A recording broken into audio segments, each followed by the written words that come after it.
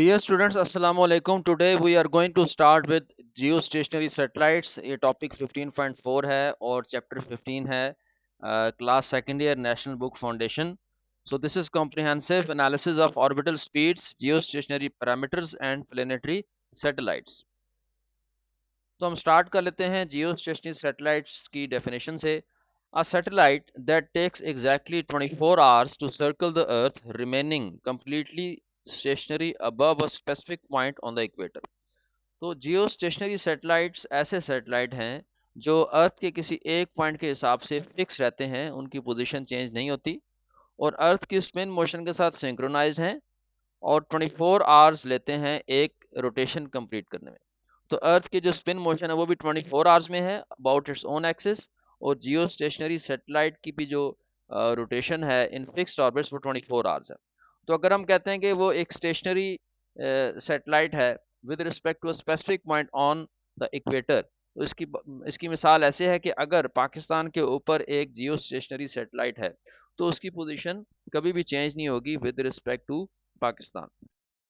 इसी तरह अगर टाइम पीरियड की बात की जाए तो जो टाइम पीरियड है जियो स्टेशनरी सैटेलाइट का वो मैच करता है with the time period of the earth. तो अर्थ एक स्पिन मोशन 24 आवर्स में कंप्लीट करती है. अगर उसको सेकंड्स में हम कन्वर्ट करें तो वो हो जाएगा 86,400 सेकंड्स.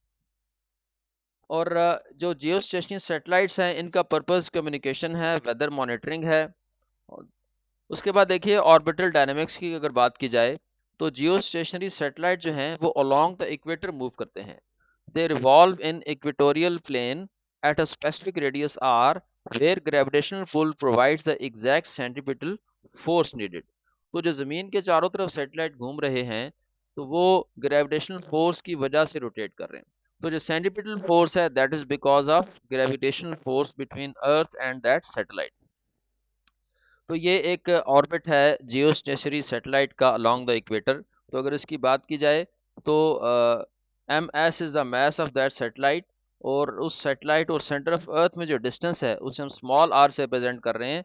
तो capital R E is the radius of earth और H is the height of the satellite from the surface of earth. अभी हम इसको कैलकुलेट भी करेंगे एच को, और वो ऑलमोस्ट अप्रॉक्सीमेटली 36,000 किलोमीटर्स है.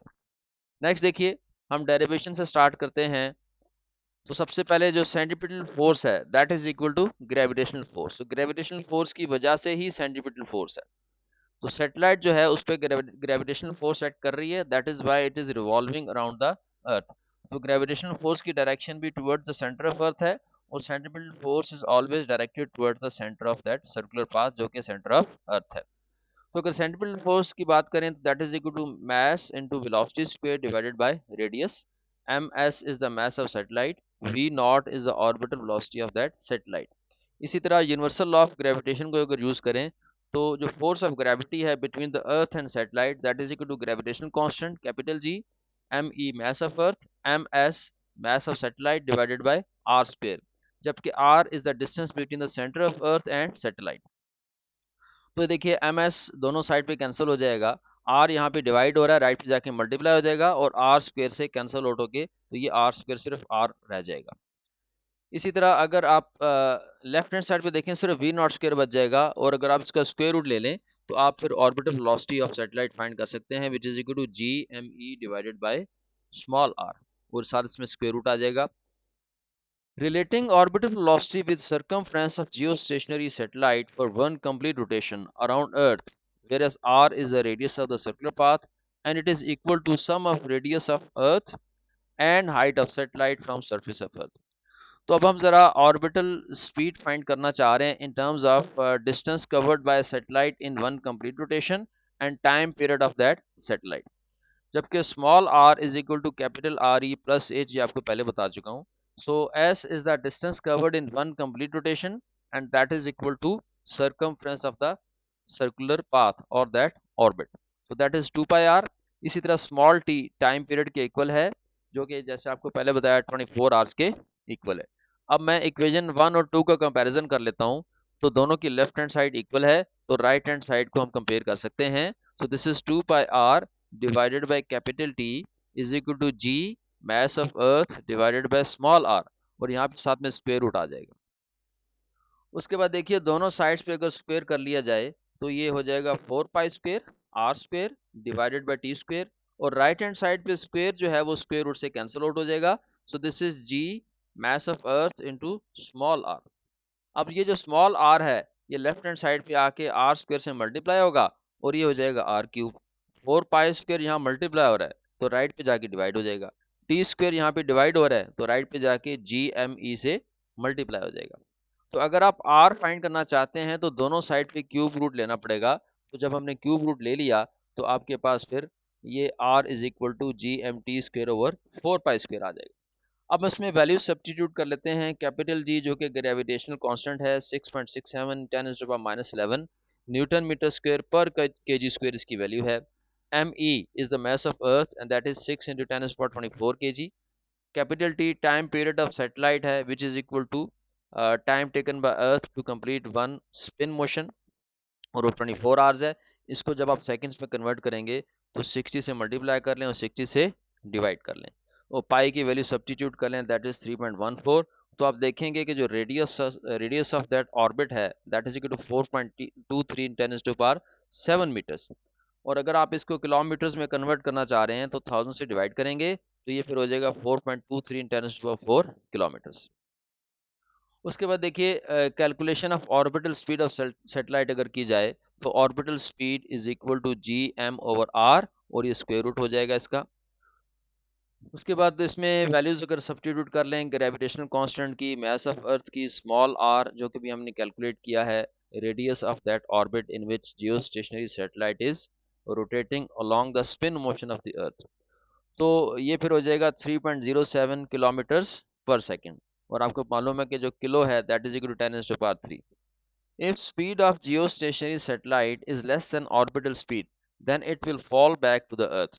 तो जहन में रहे कि अगर एक सैटेलाइट को लॉन्च करते वक्त उसकी स्पीड ऑर्बिटल स्पीड से कम है तो वापस जमीन पे आके गिरेगा वो।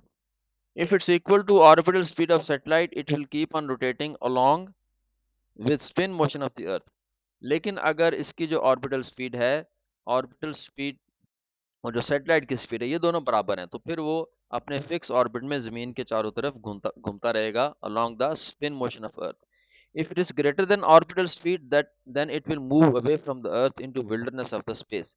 लेकिन जहन में रहे कि अगर जियो स्टेशनरी सैटेलाइट की स्पीड ऑर्बिटल स्पीड से ज़्यादा है तो वो फिर अर्थ की ग्रेविटेशनल फोर्स से बाहर भी जा सकता है और फिर उसका हमारा कंट्रोल नहीं रहेगा। अच्छा, ऑर्बिटल रेडियस हमने यहाँ पे कैलकुलेट किया है दैट इज 4.23 10⁻⁷ मीटर्स, और अगर इसको सेंटर ऑफ अर्थ से मेजर हम कर रहे हैं तो ये उसकी वैल्यू है। फिर ऑर्बिटल स्पीड आपको बताया कि 3.07 किलोमीटर्स पर सेकेंड है, ये फार्मूला हमने यूज़ किया।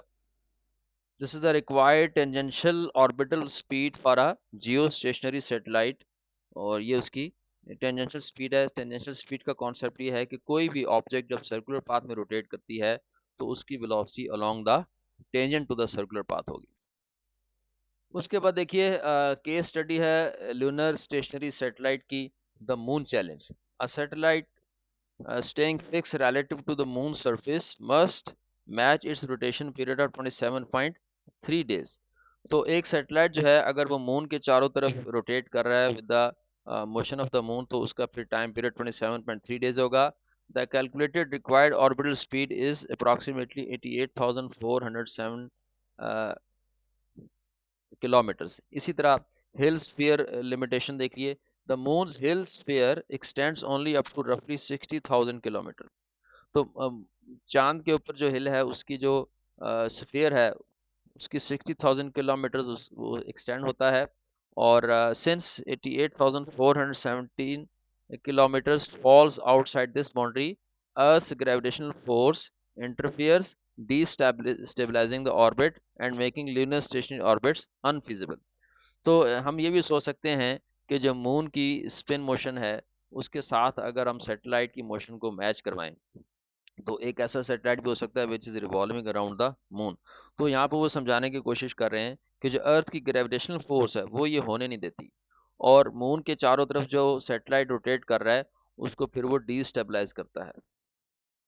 और इसीलिए जो लूनर स्टेशनरी ऑर्बिट्स हैं यानी कि ऐसे ऑर्बिट्स जो फिक्स्ड हैं जिस मून की किसी भी पॉइंट के हिसाब से सरफेस के ऊपर, तो वो पॉसिबल नहीं है। यानी कि अगर आप कोई जियो स्टेशनरी सेटेलाइट अर्थ के चारों तरफ लॉन्च करना चाहें तो कर सकते हैं, लेकिन ऐसा ही ल्यूनर या मून स्टेशनरी सेटेलाइट लॉन्च करना चाहें तो वो पॉसिबल नहीं है, क्योंकि चांद का जो स्टेशनरी ऑर्बिट है वो ही एग्जिस्ट नहीं करता अर्थ की ग्रेविटेशनल इंटरफेरेंस की वजह से। अर्थ की ग्रेविटी उसमें इंटरफेयर करती है, मुदाखलत करती है, इस वजह से फिर ये जो है ल्यूनर स्टेशनरी ऑर्बिट एग्जिस्ट नहीं करेगा। उसके बाद देखिए जी, Venus stability analysis, slow rotating impact. Venus features an extremely slow rotating period 243 days. तो जो वीनस है वो उसकी जो स्पिन मोशन है वो 243 डेज में कंप्लीट हो रही है, pushing the theoretical synchronous radius out to ये हो जाएगा जी 15,30,000 किलोमीटर्स। तो ये बहुत बड़ा रेडियस है। Gravitation limitations, due to Venus's lower mass, its Hill sphere is significantly smaller at 1.53 million kilometers. Solar gravity dominates causing orbital instability. अब यहाँ पे दूसरी केस स्टडी ये है कि अगर आप कोई सैटेलाइट लॉन्च करना चाह रहे हैं और वो फिक्स्ड है with the spin motion of the Venus, तो वो भी पॉसिबल नहीं है। और उसकी बड़ी वजह क्या है कि जो सूरज की ग्रेविटी है वो डोमिनेट करती है, और वीनस का अपना मैस कम है, उसकी अपनी ग्रेविटेशनल पुल भी कम है। Mathematical solutions do not always equate to physically stable scenarios. तो ये सारी जो डिस्कशन हो रही है इसका मकसद ये है कि जो ऑर्बिटल वेलोसिटी का कॉन्सेप्ट है वो हर जगह एप्लीकेबल नहीं है। सिर्फ डिराइव कर लेने से फिजिकली इसको प्रूव नहीं किया जा सकता। हमने देखा कि मून के लिए stationary satellite, stationary orbit possible नहीं है। वीनस के लिए स्टेशनरी सेटेलाइट पॉसिबल नहीं है। और मून के केस में अर्थ की ग्रेविटी इंटरफेयर करती है क्योंकि मून अर्थ के क्लोज है। इसी तरह वीनस जो प्लेनेट है उसकी अगर बात की जाए तो उसकी अपनी ग्रेविटी कम है, मैस कम होने की वजह से, तो सोलर ग्रेविटी इंटरफेयर करती है, जिसकी वजह से ऑर्बिट स्टेबल नहीं रहते। तो जियो स्टेशनरी ऑर्बिट का जो कॉन्सेप्ट है इट इज़ वेरी सिलेक्टिव। और अभी तक हमने जो 3 केसेस पढ़े हैं, अर्थ, मून और वीनस, इसमें सिर्फ हम अप्लाई कर सकते हैं इसको अर्थ के ऊपर। तो ये एक असाइनमेंट है। आप यहाँ पर हाइट ऑफ सेटेलाइट कैलकुलेट कर सकते हैं। इसमें आपने स्मॉल आर की वैल्यू आपको मालूम है, R E is the radius of earth, तो H height of satellite from surface of earth, इस फार्मूले से आप कैलकुलेट कर सकते हैं। तो जहन में रहे कि are E is the radius of earth. तो वो अगर आप कैलकुलेट करते हैं तो आपका फाइनल आंसर आ जाएगा 35,900 किलोमीटर्स, और इसको अप्रॉक्सीमेटली हम कहते हैं 36,000 किलोमीटर्स। तो इसमें जो वैल्यूज यूज करनी है, स्मॉल आर वो इक्वल है 4.23 टेंस पर 7 मीटर्स, और अर्थ का रेडियस है 6400 किलोमीटर्स। तो जब वैल्यूज सब्सटीट्यूट करेंगे तो आपके पास जो फाइनल आंसर आएगा, that is height of the satellite from the surface of earth, that is 35,900 kilometres.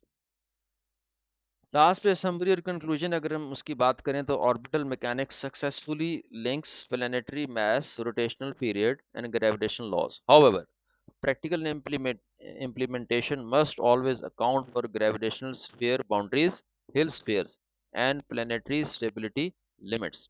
तो ये जो हिल स्फीयर्स का जो कॉन्सेप्ट है कि आपकी जो ग्रेविटेशनल फोर्सेस हैं वो जिस प्लेनेटरी बॉडी के चारों तरफ सेटेलाइट घूम रहा है तो वो उसकी ग्रेविटी डोमिनेट करनी चाहिए। अगर किसी दूसरी प्लेनेट की ग्रेविटी डोमिनेट करेगी तो फिर उस सैटेलाइट का फिक्स्ड ऑर्बिट या स्टेशनरी ऑर्बिट होना पॉसिबल नहीं है। स्टेशनरी सैटेलाइट वहाँ पर रोटेट नहीं कर सकता, ऑर्बिट स्टेबल नहीं रहेगा।